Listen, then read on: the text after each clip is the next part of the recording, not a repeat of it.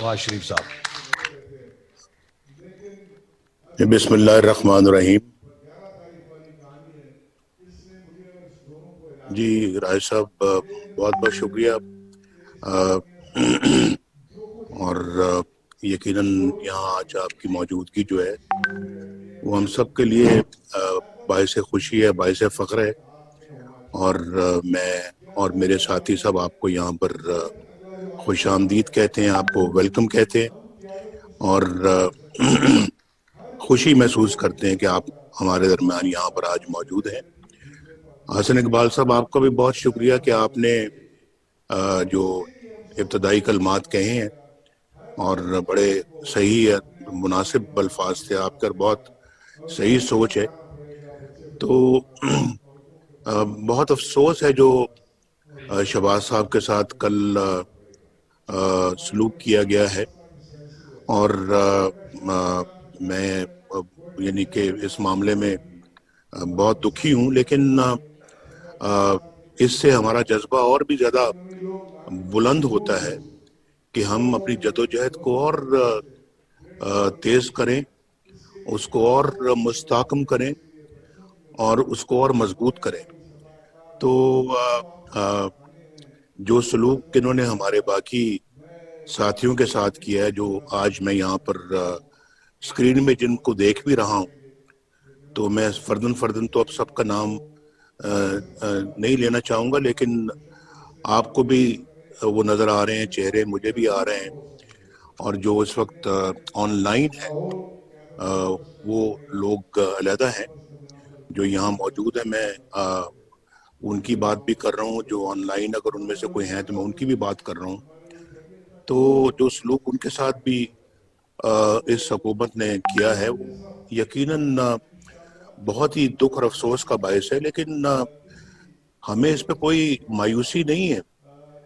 जो सलूक हम सब के साथ जो किया है, मैं अपनी बात तो करता नहीं हूँ, मैं जो हमारे बच्चों के साथ जो सलूक किया है मुझे उसका भी बड़ा दुख और अफसोस है। तो ये पहली बार ये सारे मनाजर ये हमें देखने में आ रहे हैं।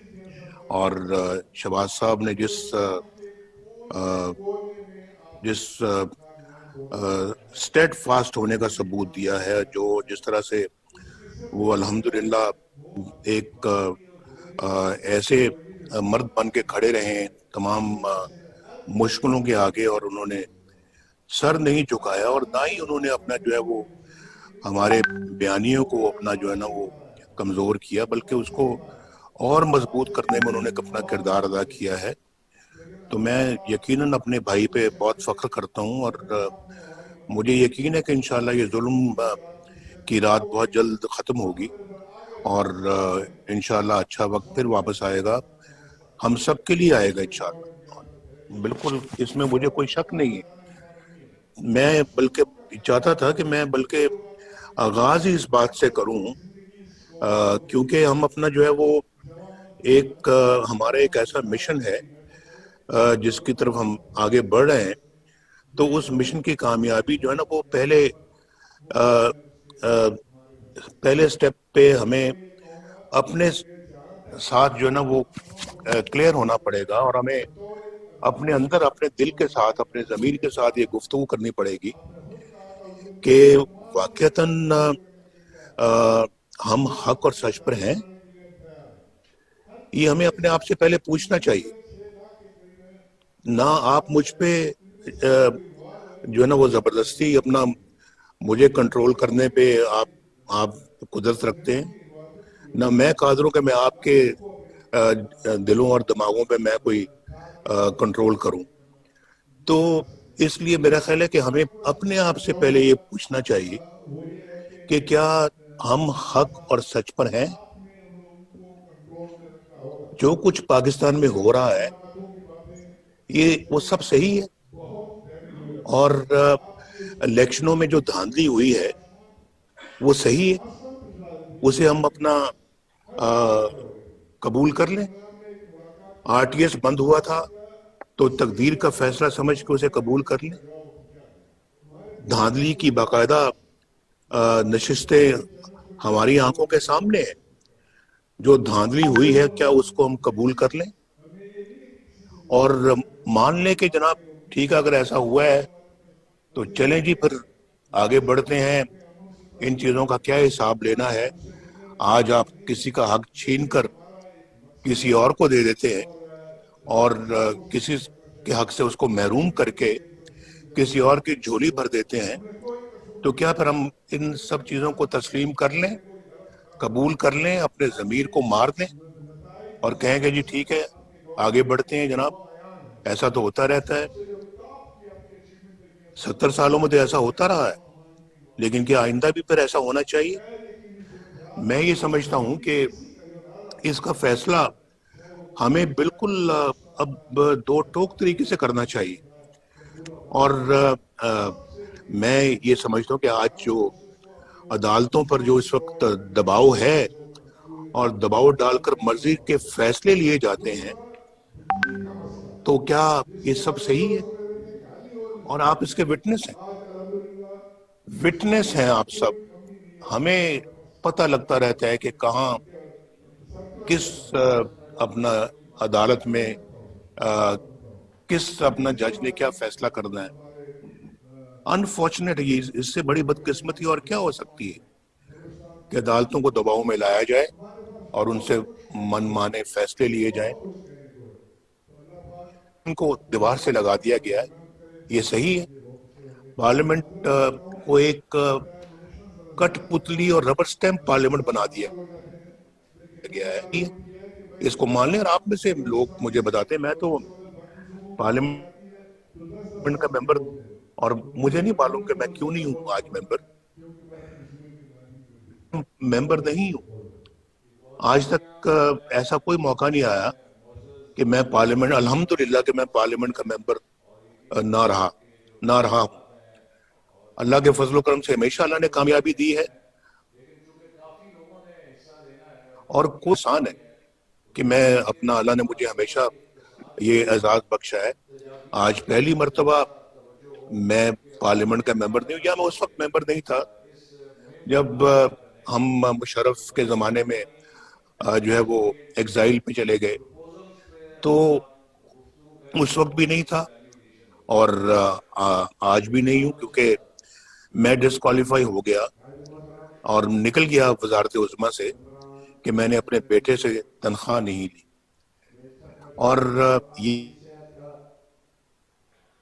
है हमारी अदालतों का कि बेटे से तनख्वाह नहीं ली, चलें छुट्टी करें, जाएं वजारत उज़्मा से भी फारिग। उसके बाद फिर चलें वजारत उज़्मा से फारिग होने के बाद मुस्लिम लीग की सदारत से भी फारिग, सारी फाइल ये क्या आपका दिलो दिमाग इस बात को तस्लीम करता है कि इसको, इन सब चीजों को मान लिया जाए? भाई सियासत जो है वो इंसान अपनी सेल्फ रिस्पेक्ट को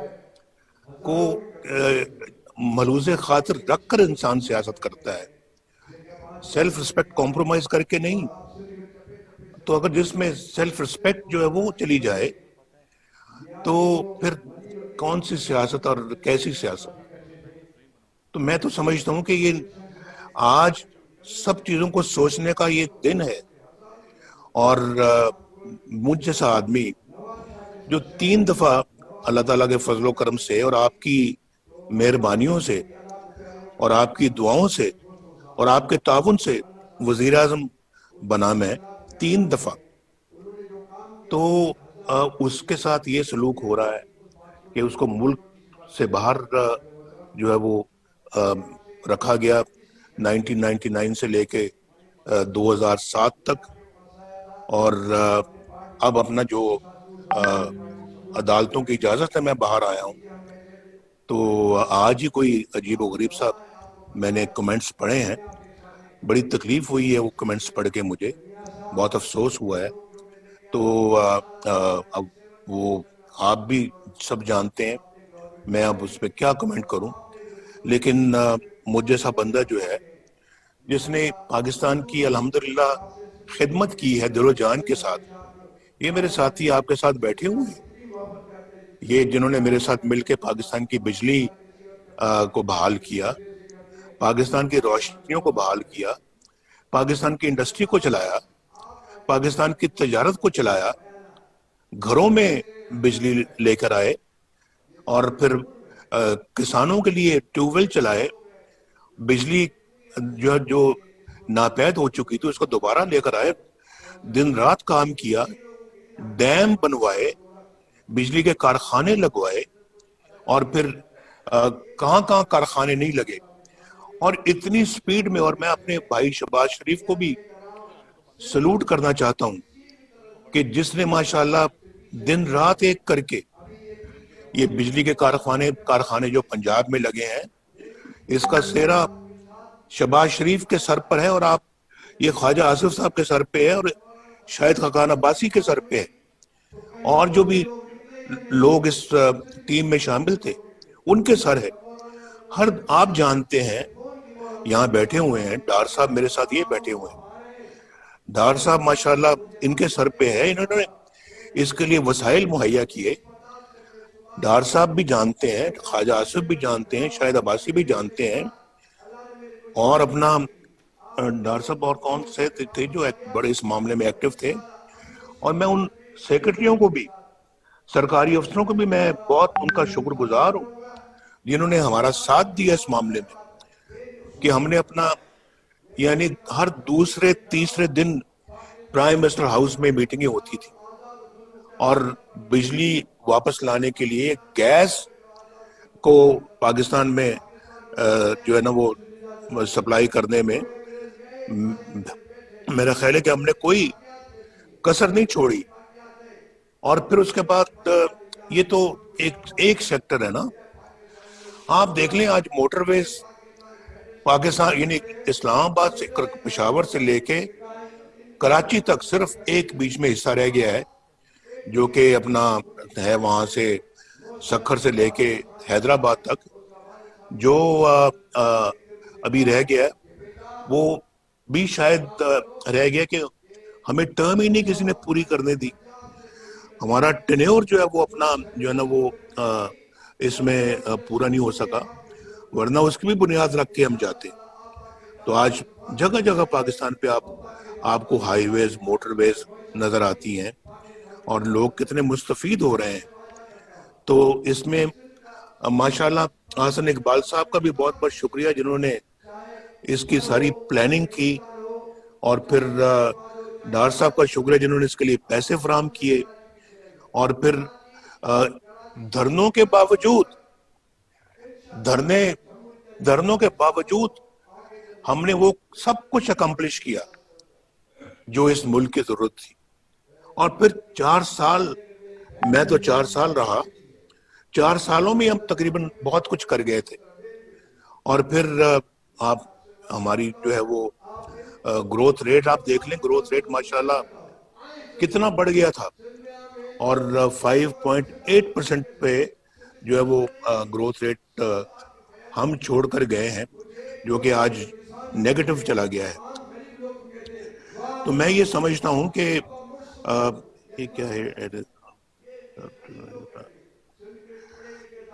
तो मैं ये समझता हूँ कि आज अपना जो है वो अल्लाह के फजलो करम से जो है वो ये सब जानते हैं कि हमारी क्या खिदमात हैं इस मुल्क के लिए।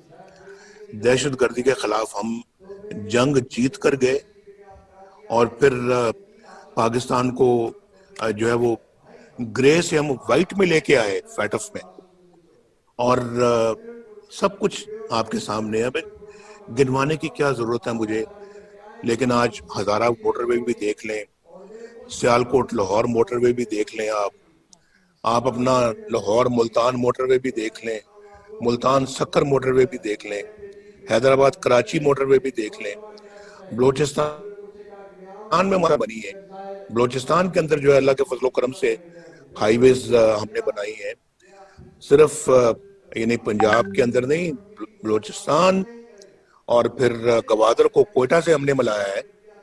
ये कोई छोटा मंसूबा नहीं है, और बहुत सारी सड़कें बनाई हैं। और अभी देखें, ये जो डेरा इस्माइल खान से यानी इस्लामाबाद से डेरा इस्माइल खान से ये कोयटा, ये अंडर कंस्ट्रक्शन है, इसका काफी हिस्सा सुना बन भी चुका है।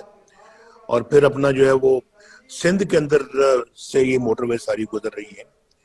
हमारे तो बड़े बड़े मंसूबे थे जो ज़ेरे तकमील थे और बहुत सारे आज शायद मुकम्मल हो चुके होते, बाकी भी जो रह गए हैं। तो मैं कहना ये चाहता हूँ कि हमारे ज़माने में आदमी भी सुख की ज़िंदगी गुजार रहे थे, पाकिस्तानी सुख की ज़िंदगी गुजार रहे थे, लोगों को रोज़गार मिल रहा था, लोगों को अपना जो है वो उनको चीज़ें जो है रोज़मर्रा की वो दस्तयाब थी, यानी कि कोई महंगाई नहीं थी, महंगाई का कोई इशू नहीं था पाकिस्तान में। तो आज तो उनका जीना दोबर हो गया है। तो ये जो जद्दोजहद आप जो करने का जो इरादा रखते हैं, वो जो सबसे ज्यादा उसकी जो जरूरत है वो सिर्फ और सिर्फ उन 21 करोड़ अवाम के लिए है, ये अवाम के लिए है जो जिनके दुखों में और मुश्किलात में आज बेपनाह इजाफा हो चुका है। मुझे कोई कह रहा था कि जनाब आज तो पाकिस्तान के अंदर, ये मुझे बहुत एक समझदार बंदे ने ये बात कही है कि आज के ज़माने में जितनी कोई लोग कमाई कर रहे हैं, उस कमाई से वो ना इस अपने अखराजात को पूरा नहीं कर सकते, अखराजात के साथ साथ ना अपने बच्चों को पढ़ा सकते हैं, ना वो बिजली का बिल दे सकते हैं जो बम बन के उन पे गिर रहा है, ना वो गैस का बिल दे सकते हैं, ना वो दवाइयों का खर्चा उठा सकते हैं। आज दवाइयों की कीमतें आसमान से बातें कर रही हैं। सिर्फ लाइफ से सेविंग दवाई जो है वो भी अवाम की पहुंच और अवाम की रसाई से बाहर है।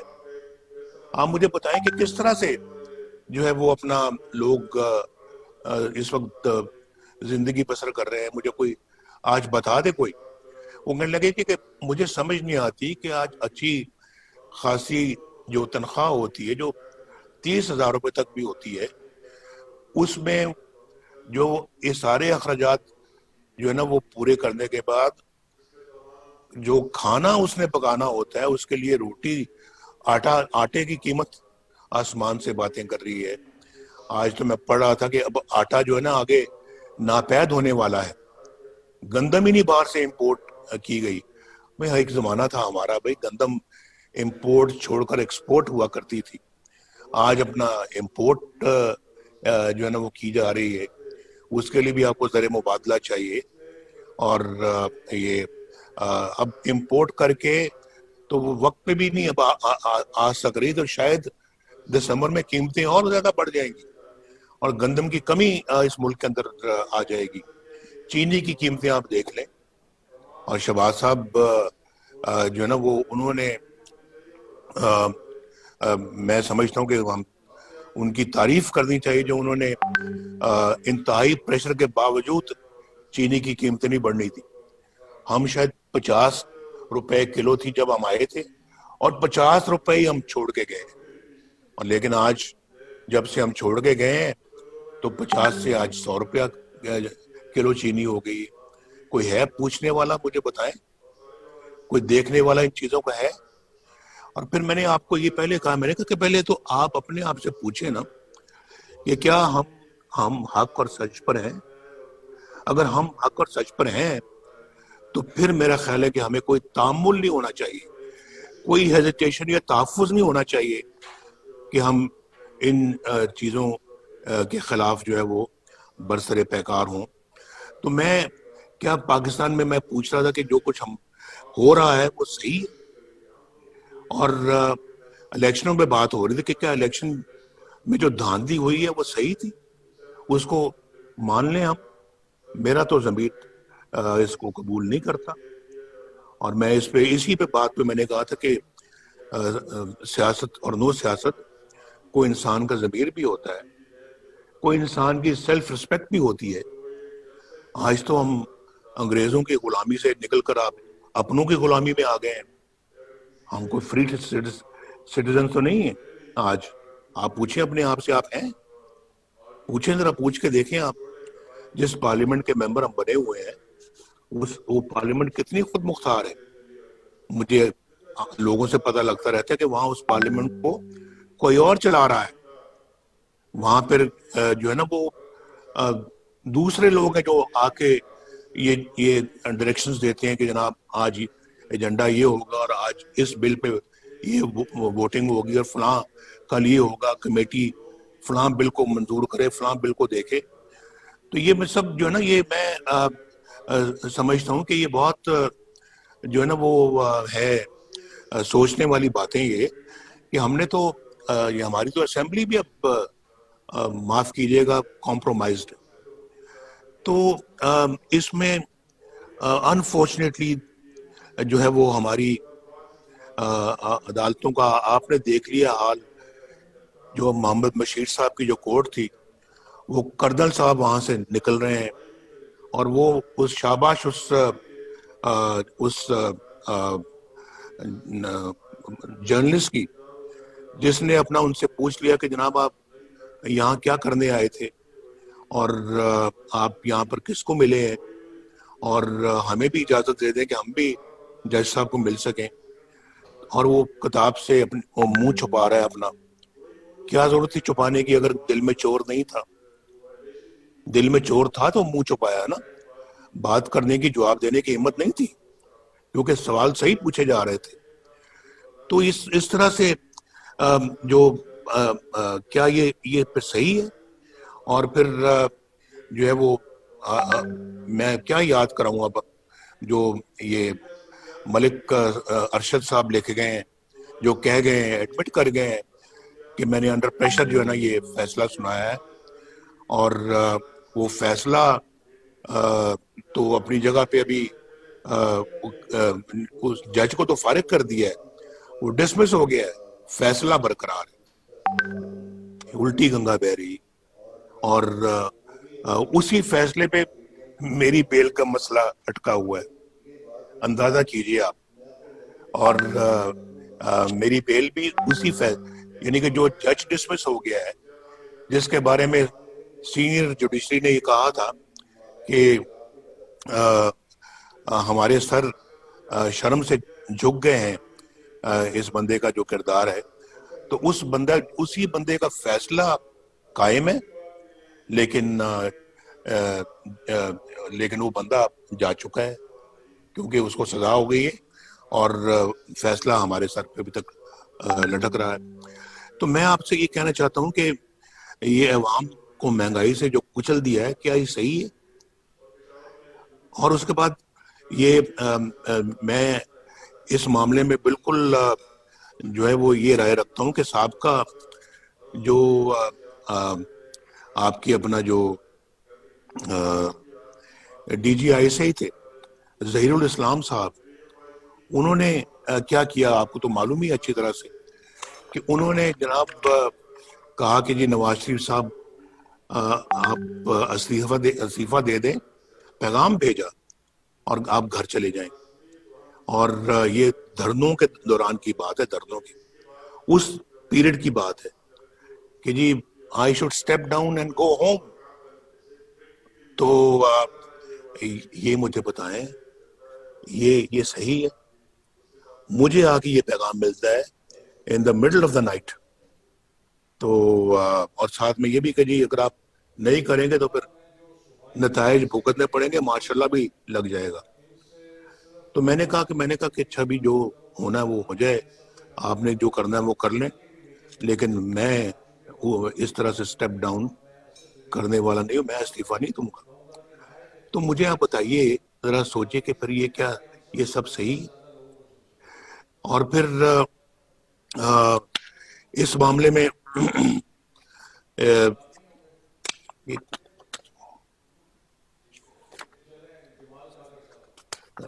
معاف کیجیے گا. دوسرا یہ دیکھیں کہ یہاں پہ بیان دیا جاتا ہے کہ جرنیل فوج کا سیاست میں کوئی کردار نہیں ہے اور فوج جو ہے وہ سیاست میں کوئی حصہ نہیں لیتی، تو کوئی مداخلت نہیں کرتی. تو پھر مولانا غفور حیدری صاحب نے جو کہا کہ مجھے جنرل باجوہ نے بلایا، چیف آف آرمی سٹاف نے مجھے بلایا اور مجھے کہا کہ جی آپ یہ دھرنا بند کریں، ہم جو نواز شریف کے خلاف کر رہے ہیں آپ اس کے مداخلت نہ کریں۔ پھر یہ تو کون سی سیاست رہے گی جس میں آپ مداخلت نہیں کر رہے؟ اور آپ کیوں نواز شریف کے خلاف کوئی ایکشن لے رہے ہیں یا کوئی کارروائی کر رہے ہیں؟ ذرا مجھے پتہ لگنا چاہیے اس بات کا۔ تو کیوں کر رہے ہیں؟ آپ کا تو یہ کام ہی نہیں ہے، آپ کا تو یہ پیشہ ہی نہیں ہے۔ تو آپ یعنی کہ کیوں آپ نے پھر یہ بات ان سے کہی؟ اور اگر آپ نے نہیں کہی تو پھر آپ نے کیا اس کی کوئی کانٹرڈکشن دی ہے؟ آپ نے بتایا کہ آپ نے نہیں کہی، تو یہ پتہ لگنا چاہیے نا کہ دوسری طرف آپ کہتے ہیں جی کہ ہم سیاست میں مداخلت نہیں کرتے، اور پھر آپ دوسری سیاست میں کیا ابھی میں ججز کی بات کر رہا تھا، یہ جسٹس صدیقی صاحب نے، شوکت صدیقی صاحب نے، انہوں نے جناب جو بھری محفل میں کہا ہے اور بار کے فنکشن میں کہا ہے کہ، اور حلف لے کے کہا ہے کہ میرے پاس D G I S I آئے تھے اور D G I S I نے مجھے آ کے کہا کہ نواز شریف اور ان کی بیٹی مریم نواز شریف کو آپ رہا نہیں کریں گے، کیونکہ اگر آپ نے ایسا کر دیا تو ہماری تو پھر 2 سال کی محنت ضائع ہو جائے گی۔ یہ لکھا ہوا ہے انہوں نے اپنی پٹیشن میں جو سپریم کورٹ میں انہوں نے بھیجی ہے، میں نے اپنی آنکھوں سے پڑھی، اور یہ میں نے اپنی آنکھوں سے کوٹ لکھپت جیل کے اندر اس کو اچھی طرح سے پڑھا تھا، ریکارڈ کر لیا تھا، لیکن بات آج تک نہیں ہوئی۔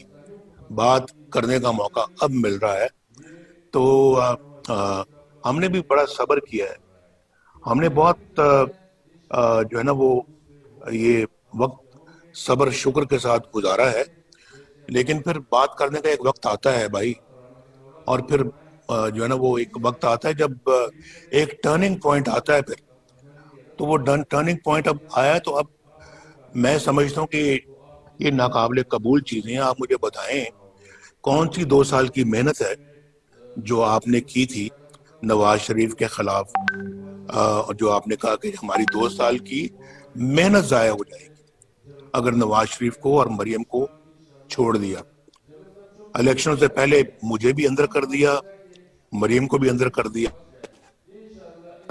الیکشن میں دھاندلی کر دی۔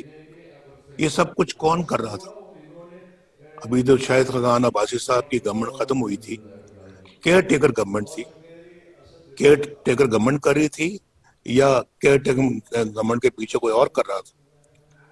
میں پہلے بھی کہہ چکا ہوں کہ میں نے کہا یہ ان سب چیزوں کا ایک دن حساب دینا پڑے گا، اور وہ دن آئے گا، وہ زیادہ دور بھی نہیں ہے، دینا پڑے گا حساب۔ اور ہم اپنا جو ہے وہ ایک غلام بن کے جو ہے نا اپنے ملک میں اب نہیں رہ سکتے، اور میں غلام بن کے رہنے کا میں قائل نہیں ہوں۔ انشاءاللہ رہوں گا ایک پاکستانی بن کے، قابل فخر پاکستانی بن کے، انشاءاللہ میں اس طرح سے زندگی گزاروں گا۔ غلامی مجھے قبول نہیں ہے، اور آپ دیکھیں گے انشاءاللہ۔ تو اگر یہ سب کچھ صحیح ہے، ہمیں جو ہے نا وہ آرام سے چپ کر کے اپنے گھروں میں بیٹھنا چاہیے۔ ہمیں پھر پاکستان کے عوام کی خدمت تو دور کی بات ہے، اس کا نام لینا بھی چھوڑ دینا چاہیے۔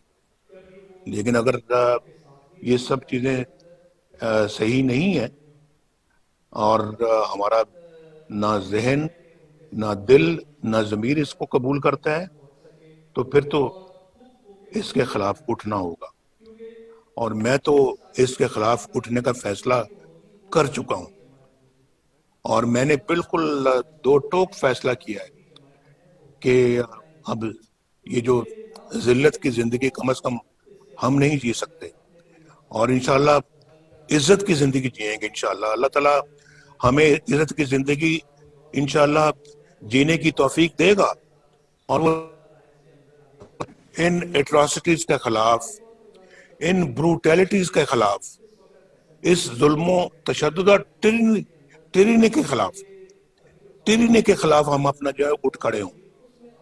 اور یہ میرا خیال ہے کہ اگر ہم اٹھ کھڑے ہوں گے اس ملک کی تقدیر بدل جائے گی، اس قوم کی تقدیر بدل جائے گی.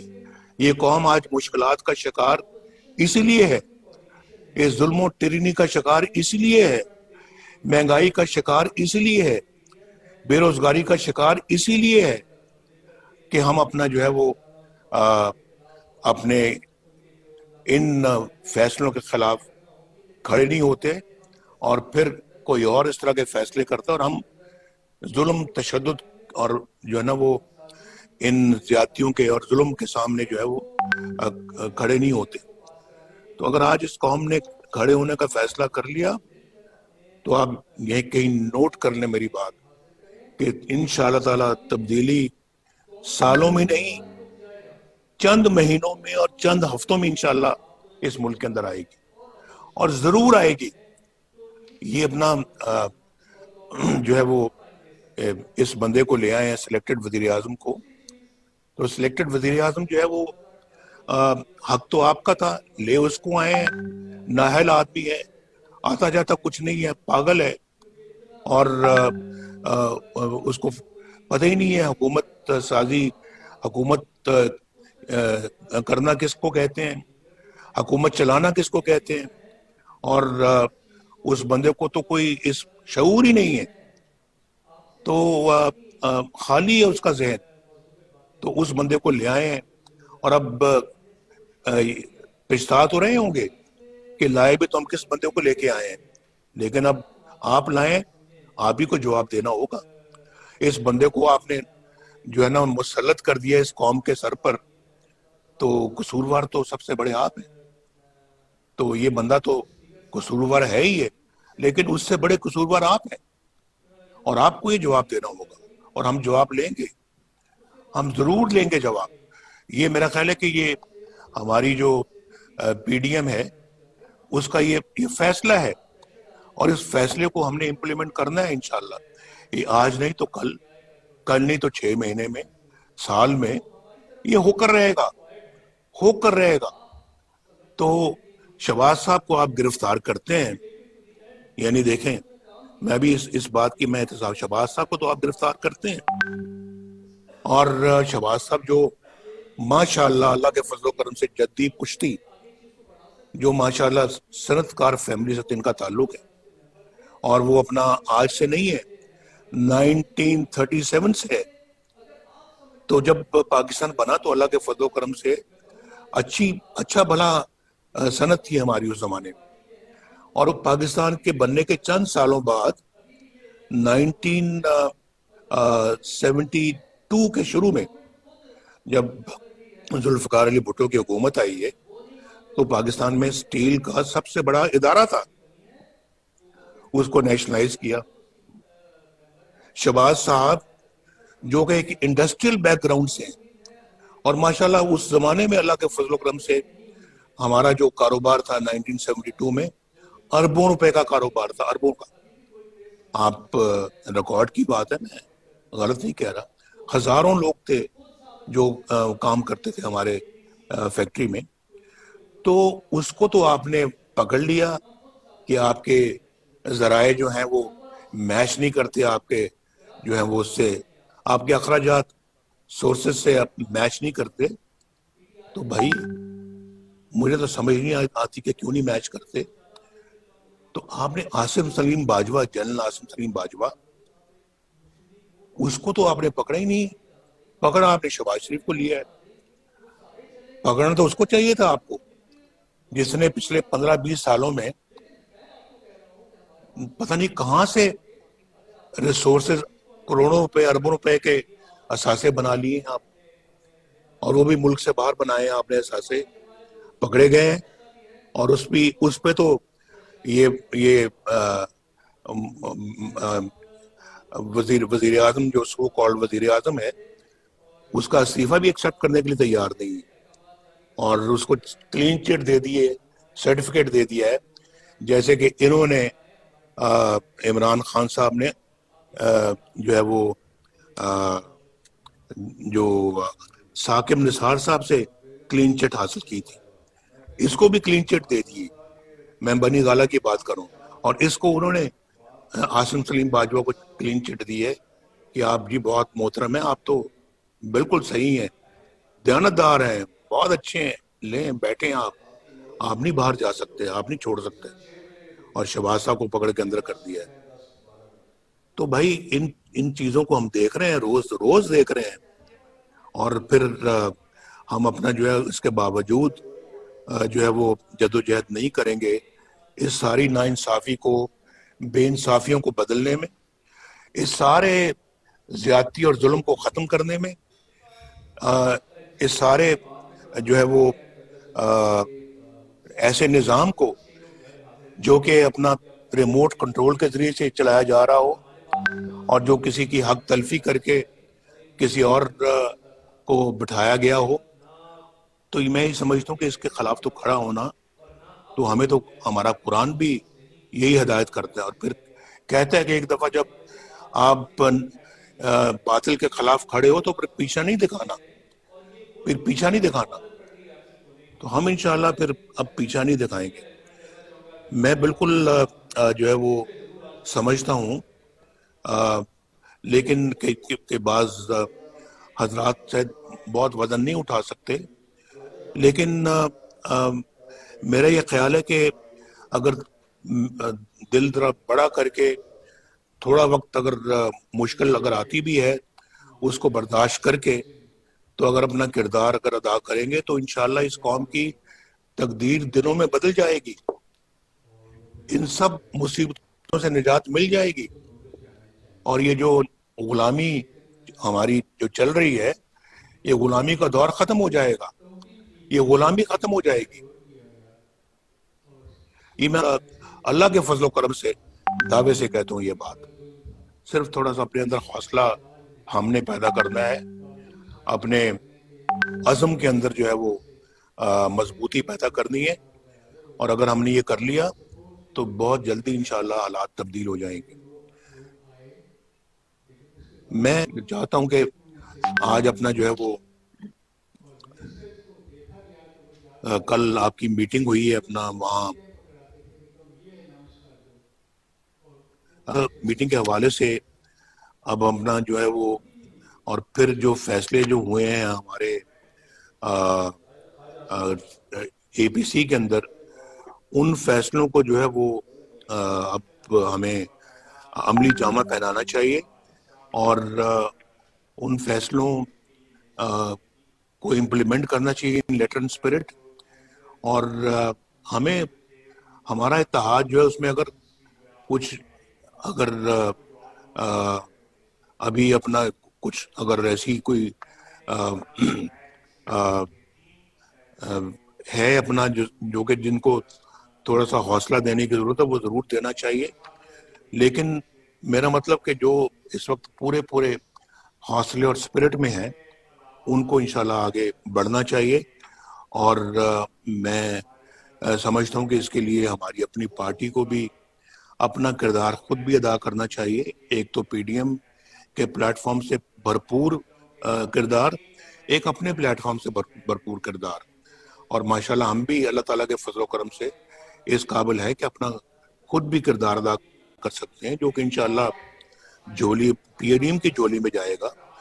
تو ایک تو یہ بات ہے، اس کے لیے ایک باقاعدہ میرا خیال ہے کہ اب ہمیں آج بیٹھ کر تو زیادہ سے زیادہ کل تک اپنا پروگرام جو ہے وہ ترتیب دے دینا چاہیے، یا اگر کوئی پروگرام آپ کے پاس اس وقت بن چکا ہوا تو آپ برائے کرم مجھے آگاہ کریں.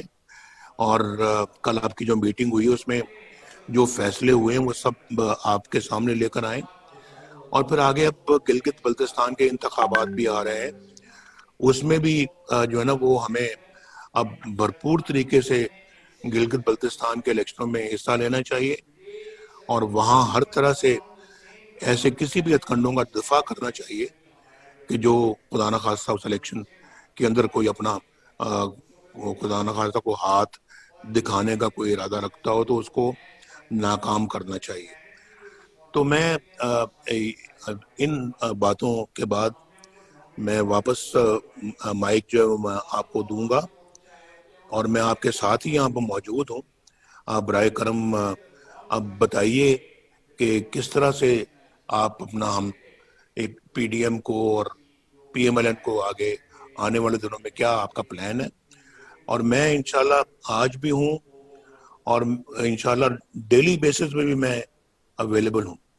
اور انشاءاللہ مجھے جو بھی اپنا آپ میری ڈیوٹی لگائیں گے یا مجھے اپنا کوئی فرض سونپیں گے، میں انشاءاللہ اس کو ادا کروں گا. اور سب کو بہت بہت شکریہ، مجھے آپ نے باتیں سنی ہیں.